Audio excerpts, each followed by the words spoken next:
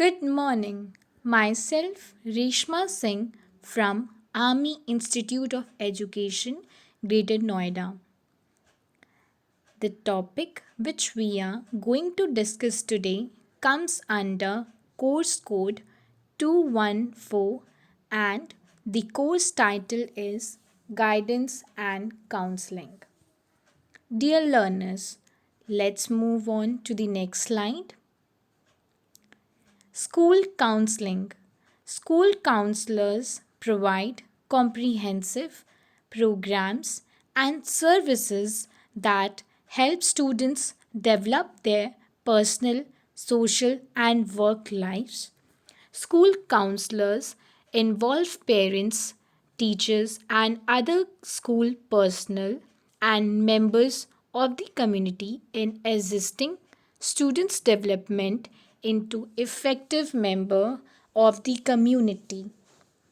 By this definition, what is the function of the counselor in a school is quite clear with you all, as they are there to help us and to guide us to solve our problems.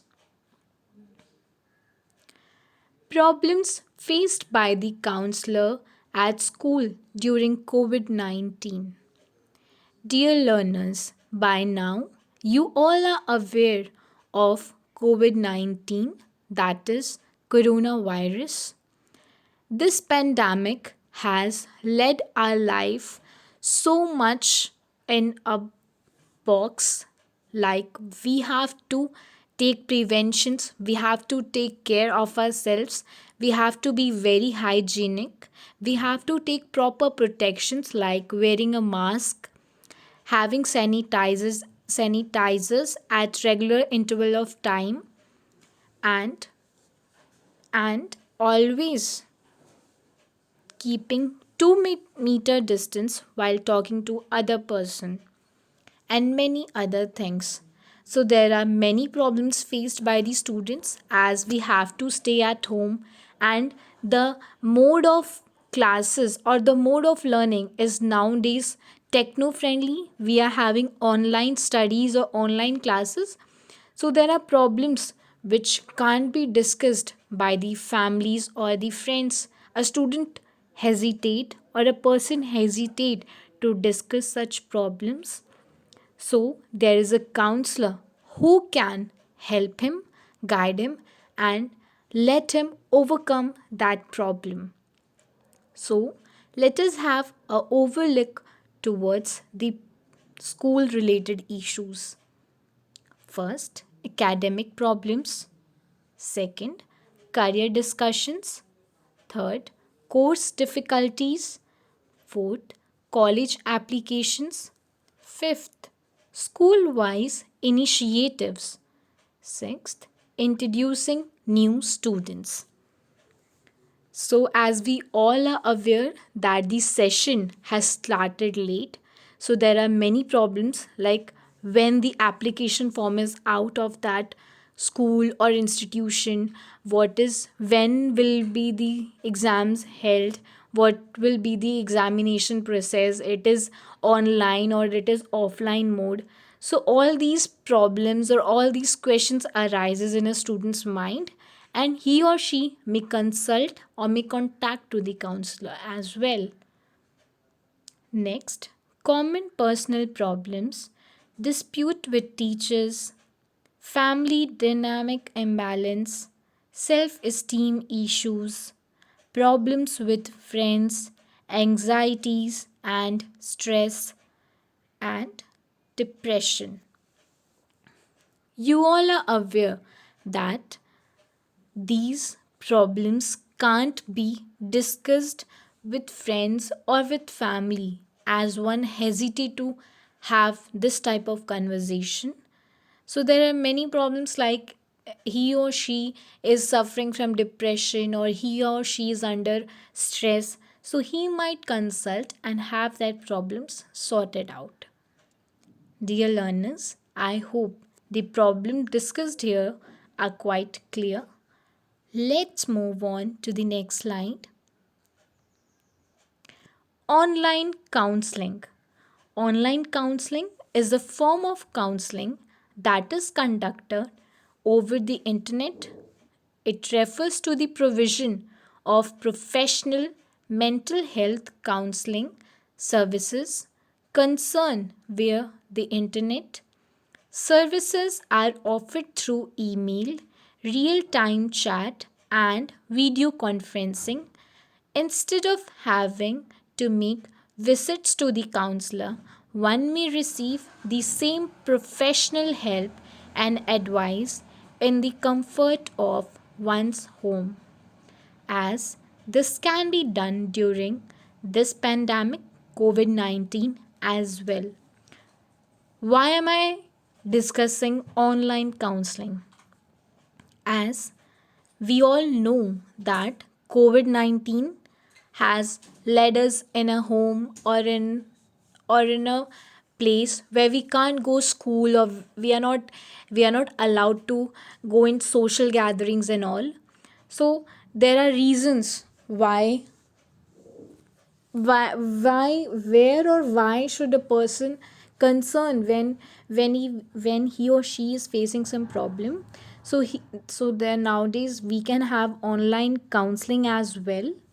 With There are many modes of online counseling that will be discussed further. So with this term online counseling, it's actually done through internet, where one person can communicate to the other, or where the counselee can communicate with the counselor and discuss his or her problem. Let's move on to the next slide. So, advantages of online counseling. Accessibility. Counselors may be busy people.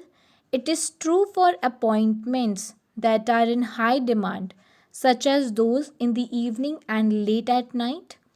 Online counselors are more likely to be able to offer a higher level of flexibility. By this point, the point itself is very clear, as in online counseling, he or she may consult the counselor at any level of time. It's quite feasible for him to communicate with the counselor. So there's no appropriate appointment, or there's no appropriate timings that when he or she has to come to the counselor. Next, affordability.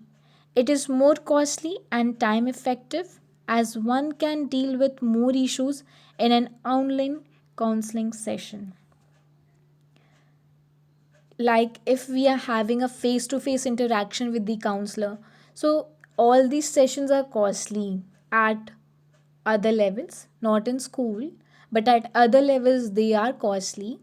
So it's you after having a discussion, you can discuss only a one problem or two, but while online counseling you may discuss your many problems, and the level of discussion is quite clear, or quite you're even free to talk each and everything about yourself, which you're facing. So I hope this point is clear. Anonymity. The absence of face to face contact can also permit clients to communicate more openly without concerns for bias of race, gender, age, size, or physical appearance. Like I told you before, as we are not having a face to face interaction, it's an online mode. So everybody is equal. There's no any kind of biasness shown by the council, like on the basis of race or gender or caste or any other thing. So you're free to open and discuss your things. Convenience. It offers a great degree of convenience of correspondence between the counselor and counselee at a range of varying times. Next, flexibility. It offers more flexibility than face to face counseling, as it is allows that therapists to extend their services to more clients. Next, variant ways of communicate. Most communication through internet is in written form, but nowadays it can be on telephone, video calls, etc. Like I told you, in written form we can take the example of emails and all, and we can have a telephone call, or a WhatsApp call, or a messenger call, or a Zoom meeting, or a Google meeting. We have many more options to communicate nowadays. Let's move on to the next slide. Disadvantages of online counseling: absence of verbal and non-verbal cues. These cues are essential for gauging what the client is feeling and for identifying the discrepancies or between verbal and non-verbal behaviors. Confidentiality and security.